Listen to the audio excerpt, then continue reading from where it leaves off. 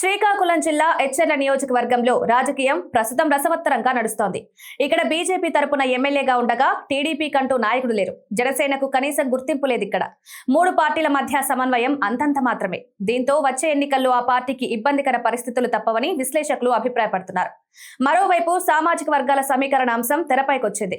ఇక్కడ ఓ ప్రధాన సామాజిక వర్గం సంఘటితమైనట్టు కనిపిస్తోంది. అదే జరిగితే టీడీపీ కూటమికి ఈ నియోజకవర్గంలో కష్టమే. ఉమ్మడి ఆంధ్రప్రదేశ్ లో ప్రత్యేక నియోజకవర్గాన్ని నిలిచింది ఎచ్చెర్ల. ఎస్సీ రిజర్వ్డ్ నియోజకవర్గంగా ఉండేది.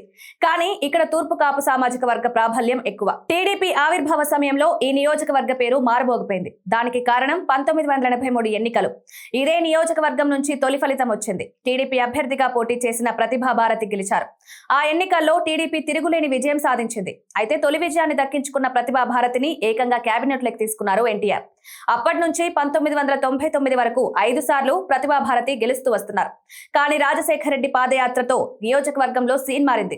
2004లో యువజన కాంగ్రెస్ నాయకుడిగా ఉన్న కొండ్రు మురళీమోహన్ నుంచి ఎమ్మెల్యేగా గెలిచారు. ప్రతిభా భారతిపై 2009లో ఎస్ రిజర్వ్డ్ నియోజకవర్గం కాస్త జనరల్ కు మారింది. అప్పటి నుంచి తూర్పు కాపు సామాజిక వర్గం నేతలు ప్రాతినిధ్యం వహిస్తూ వస్తున్నారు. 2009లో మీసాల నీలకంఠన్ నాయుడు కాంగ్రెస్ పార్టీ తరపున గెలిచారు. 2014లో వైసీపీ గొర్లె కిరణ్ కుమార్ పోటీ చేశారు. టీడీపీ అభ్యర్థిగా పోటీ చేసిన కళా వెంకట్రావు గెలిచారు. 2019లో మాత్రం అదే కళా వెంకట్రావుపై వైసీపీ అభ్యర్థి గొర్లె కిరణ్ ఘన విజయం సాధించారు. 2024 ఎన్నికలకు వచ్చేసరికి సీన్ మారింది. వైసీపీ తరపున సిట్టింగ్ ఎమ్మెల్యే గొర్లె కిరణ్ కుమార్ పోటీ చేయగా, టీడీపీ కూటమి తరపున బీజేపీ అభ్యర్థి నడుకుదుటి ఈశ్వరరావు పోటీ చేసి విజయం సాధించారు. అయితే గొర్లె కిరణ్ తూర్పు కాపు సామాజిక వర్గానికి చెందిన నేత కాగా, నుడుకుదుటి ఈశ్వరరావు కమ్మ సామాజిక వర్గానికి చెందిన నేత.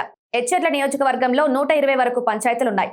అందులో సగానికి పైగా తూర్పు కాపు సామాజిక వర్గం ప్రాబల్యం ఉన్నవే అధికం. అటు తర్వాత ఎస్సీ సామాజిక వర్గం అధికంగా ఉంటుంది. ఆపై తెలగ సామాజిక వర్గం ఉంది.